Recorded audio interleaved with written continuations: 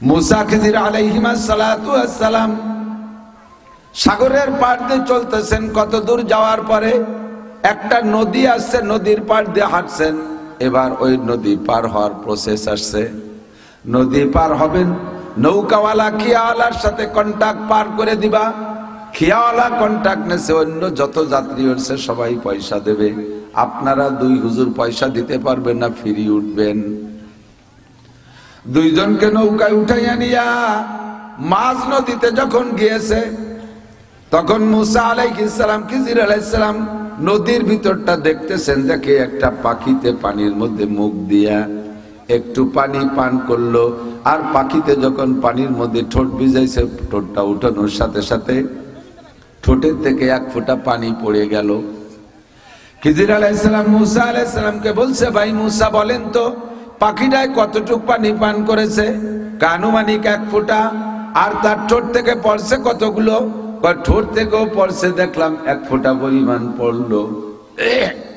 এবার খিজির আলাইহিস সালাম মুসা আলাইহিস সালামকে বলতেছেন, ভাই মুসা বলেন তো এই পাখিতে যে এক ফোঁটা পানি পান করে ফেলাইছে নদীর থেকে, নদীর সাথে সাগরের সম্পর্ক আছে, এক সাগরের সাথে আর এক সাগরের সম্পর্ক। গোটা দুনিয়া ভরে সব জায়গায় সাগর, সমুদ্র, নদ নদী, খাল বিল, সারা দুনিয়ায় যত পানি আছে সমস্ত পানির মধ্য থেকে পাখিটা এক ফোঁটা পানি পান করছে, তাতে সারা দুনিয়ার পানির থেকে কয় হাত পানি কমে যেতে পারে? কয় হাত? এক দেড় হাত? মুসা আলাইহিস সালাম তো তুমি জাতি মানুষ, উনি কই যে আমি আপনার সাথে থাকবার জন্য এটা কন্ট্যাক্ট করছিলাম, হবে না আমার থা রওনা দিতি না দিতে আইলো ভাইলো জিজ্ঞেস করেন কে? একটা প্রশ্ন হলো। সারা দুনিয়া ভরে পানি, সাগর, সমুদ্র, নদ নদী, খাল বিল ভরা পানি। ওর থেকে একটা পাখিতে এক ফোঁটা পানি খাইলো, আর এই সাগরের থেকে কটটুক পানি কমে গেল। এ মাপার মতো কি দুনিয়ায় কোনো যন্ত্র আছে? আপনি আমারে বললেন কয়াত পানি কমছে। খিজির আলাইহিস সালাম বলেন, লা তাকদাব আলাইয়া, আমার পর রাগ করবেন না ভাই। সফরের নাম হলো শিক্ষা সফর। সফরের নাম কি? শিক্ষা সফর। এখান থেকে আপনাকে অনেক কিছু শিখে যেতে হবে। কয় এ জায়গা কি শিকার আছে বলো খিজির? কয় এ জায়গা শিকার হলো আপনি কয়েকদিন আগে উম্মতকে সামনে করে নিয়ে 6 লক্ষ বনি ইসরাইলকে সামনে করে নিয়ে আপনি তাওরাতের হাফেজ, 10 লক্ষ আয়াতের হাফেজ আপনি বয়ান করতেছিলেন। আপনার শ্রোতা একজন আপনাকে জিজ্ঞেস করেছিল, মা মান হুয়া আলামু ফিদ দুনিয়া মা সাওয়াল্লাহ ইয়া মুসা, ওগো আল্লাহর নবী মুসা, আল্লাহর দুনিয়া আল্লাহর পরে সবচেয়ে বড় আলেম কে? সেদিন আপনি বলেছিলেন, আনা আলামু ফিদ দুনিয়া মা সাওয়াল্লাহ, আল্লাহর পরে আমি সবচেয়ে বড় আলেম। আপনাকে এই কথা জানানোর জন্য আল্লাহ আমাকে বলতে বলেছেন, তাই জিজ্ঞাসা করেছি। এই পাখিটায় পানির মধ্যে থেকে যেই ফোঁটা পানি পান করেছে অতটুক পরিমাণ হলো আপনার এলেম, আর এক ফোঁটা পানি ঠোঁট থেকে পড়ে গেছে অতটুক আমার এলেম। আর গোটা দুনিয়ায় সাগর, সমুদ্র ভরা যত পানি আছে সম পরিমাণ আমার আর আপনার আল্লাহর এলেম।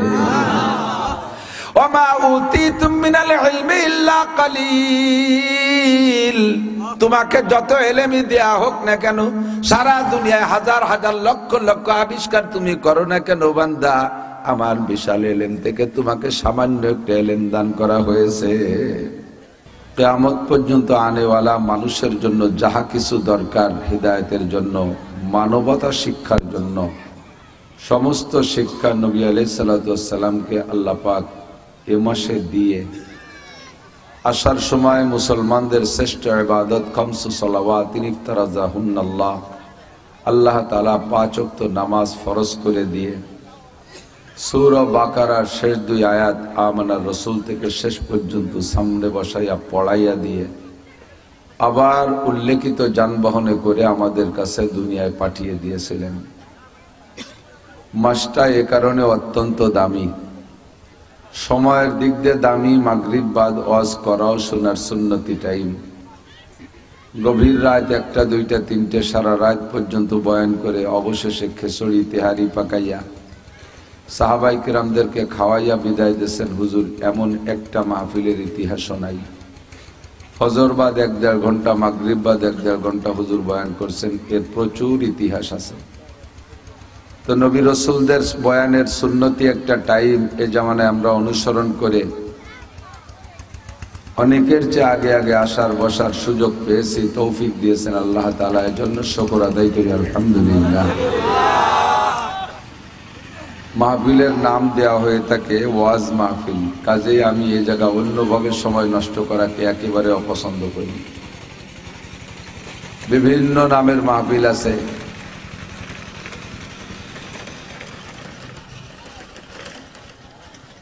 বিশ্ব সেরা পরিবহন একটা,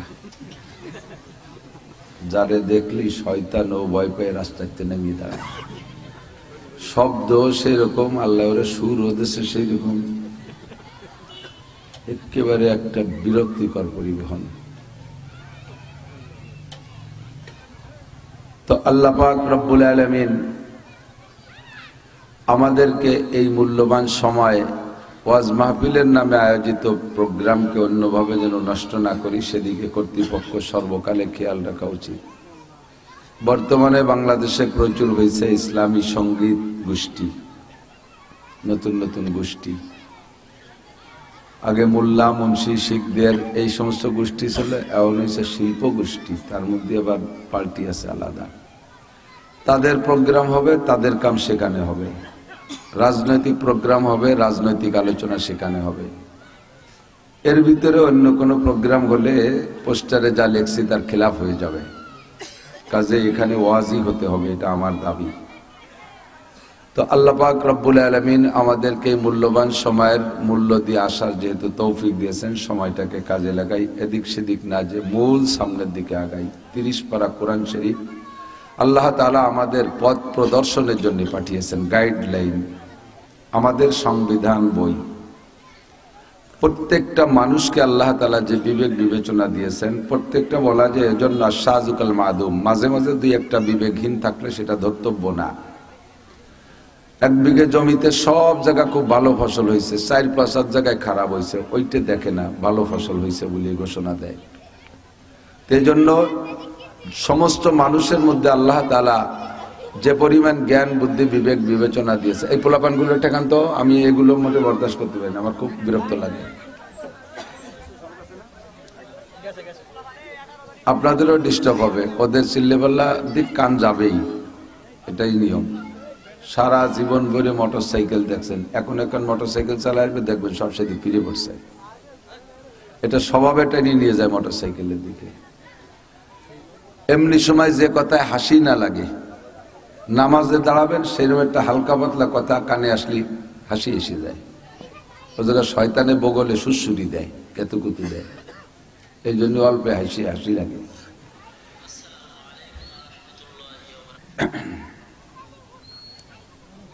তো মানুষকে আল্লাহ তাআলা যে জ্ঞান বুদ্ধি বিবেক বিবেচনা দিয়েছে, এই জ্ঞান বুদ্ধি বিবেক বিবেচনাকে ব্যবহার করে মানুষে কত না থাকা জিনিস আবিষ্কার করছে না।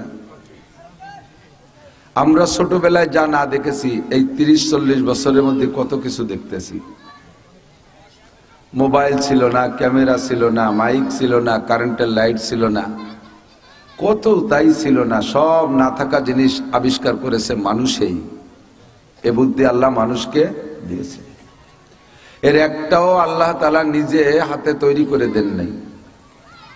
এর মূল কেমিক্যাল আল্লাহ তাআলা দিয়েছেন, কিন্তু সংযোগ দিয়ে একটার সাথে একটা মিলাইলে এমন সুন্দর কিছু হবে, এ বুদ্ধি আল্লাহ তাআলা মানুষকে দিয়েছে। মানুষের বুদ্ধি দিয়ে মানুষ বিমান বানাইয়া 1000 কিলোমিটার বেগে পথ চলতেছে, আকাশে উড়তেছে। রকেট বানাইয়া মঙ্গল গ্রহে যায়, চাঁদে যায়, মধ্য আকর্ষণে স্টেশন তৈরি করতেছে।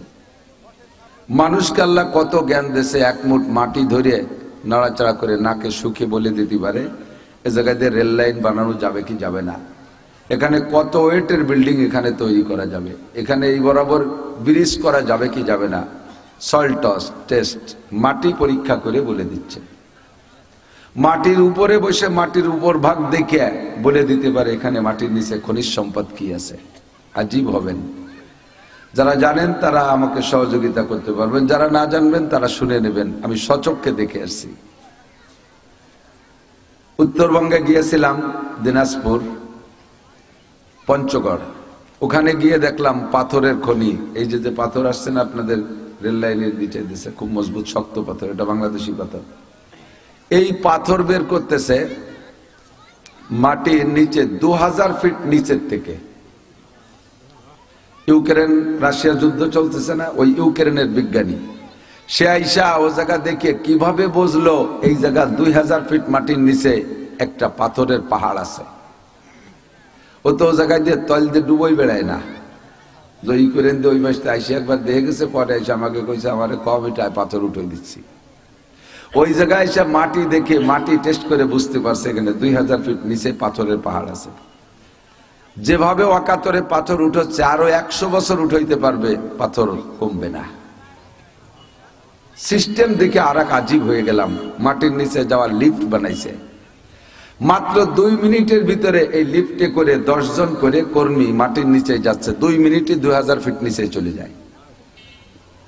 সেখানে যাইয়া বোমা সেট করে দিয়ে আসে পাথরের গায়ে, পাহাড়ের গায়ে, উপরের থেকে রিমোট চাপে ওরা উঠে আসে বোমা সেট করে দিয়ে। এই রিমোট চাপলে ওখানে ওই বোমা বাস্ট হয়, এরপরে পাহাড় টুকরো টুকরো হয়ে খান খান হয়ে পড়ে।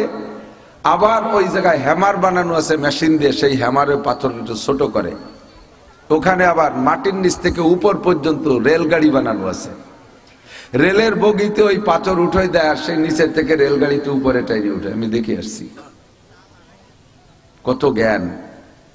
এইভাবে আল্লাহ তাআলা জ্ঞান দেশে দিয়ে মানুষকে দিয়ে এত কিছু আবিষ্কার করানোর পরে মানুষে মনে করে যে আল্লাহ বলতে কিছু নাই, যা করি সব আমরাই করি। আল্লাহ পাক বলেন তোমারে যা দিয়েছি, তুমি যে পাথর উঠোচ্ছ ও জায়গায় পাথরের পাহাড় কি তোমার আব্বা বানাইছে? কি বানাইছে? তুমি ওই জায়গা ডুবাইয়া পাথর আনতে গেছো, যদি আমি চাপ দিয়ে আটকাই দেই, আমার ওই জায়গার ম্যানেজার বলতেছিল হুজুর যাবেন নাকি নিচে? আমি কোনো মতো সম্ভব না, অত নিচে গেলি যদি ফেরেশতা এসে কয় মার রব্বুকা, কবর তো হয়ে গেছে। মরার আগেই যদি কয় মার রব্বুকা, যে কয়জন গেছে ওই কয়জন ফিরে আসতে পারে, আমি সেই জোয়ারি উপরে থাকি, আমি যাবো না।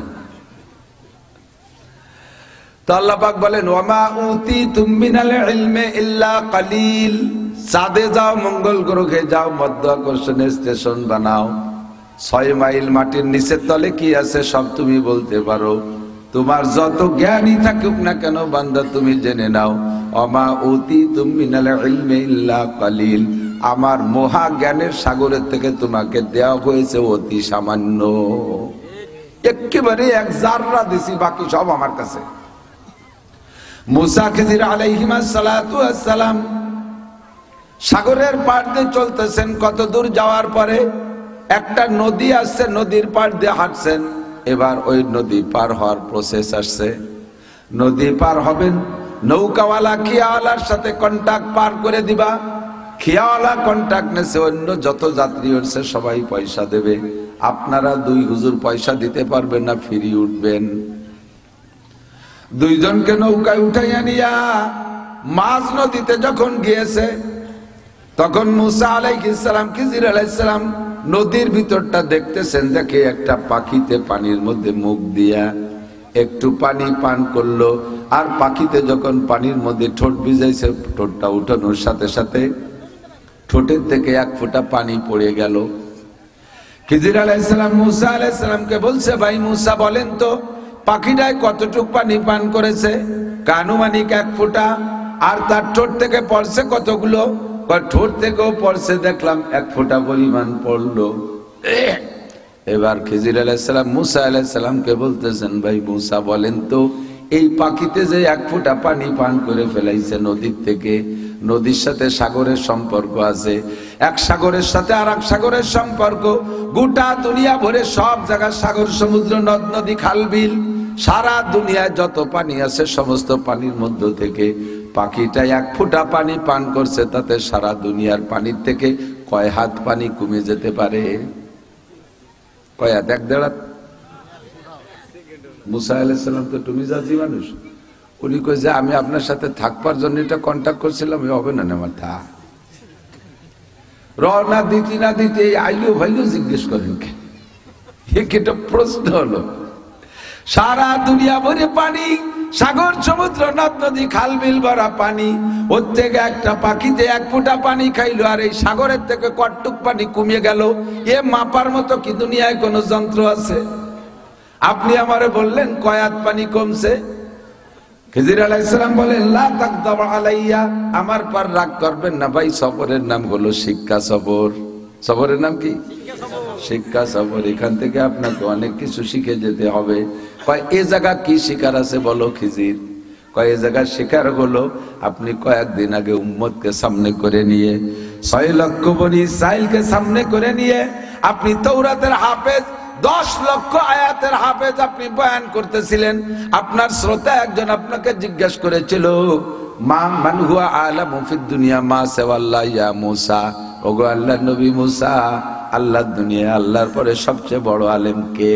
সেদিন আপনি বলেছিলেন আনা আলামু ফিদ দুনিয়া মা সাওয়াল্লাহ, আল্লাহর পরে আমি সবচেয়ে বড় আলেম। আপনাকে এই কথা জানানোর জন্য আল্লাহ আমাকে বলতে বলেছেন, তাই জিজ্ঞাসা করেছি।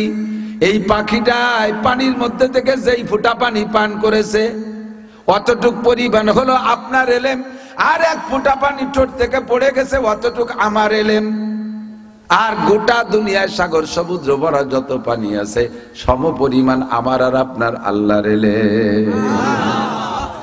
ওমা উতিতুম মিনাল ইলমি ইল্লা কালিল, তোমাকে যত এলেমই দেয়া হোক না কেন, সারা দুনিয়ায় হাজার হাজার লক্ষ লক্ষ আবিষ্কার তুমি করো না কেন বান্দা, আমার বিশাল এলেম থেকে তোমাকে সামান্য একটা এলেম দান করা হয়েছে। আল্লাহ পাক রব্বুল আলামিনের পক্ষ থেকে আমাকে যে পরিমাণ এলেম আর জ্ঞান দান করা হয়েছে, এই এলেম আর জ্ঞানের উপরে আমাকে দায়িত্ব দেয়া হয়েছে। তোমার এই জ্ঞান বুদ্ধি বিবেক বিবেচনা খাটাইয়া তুমি সৃষ্টিকর্তাকে খুঁজে নাও। সৃষ্টিকর্তা কে? একটু বলবেন না কে? আমার আপনার সৃষ্টিকর্তা কে? যতবার বলবেন আল্লাহ, প্রত্যেকবার 4000 করে নেকি পাবেন। সৃষ্টিকর্তা কে? খুঁজে নেন তাকে আপনার ব্রেন খাটাইয়া।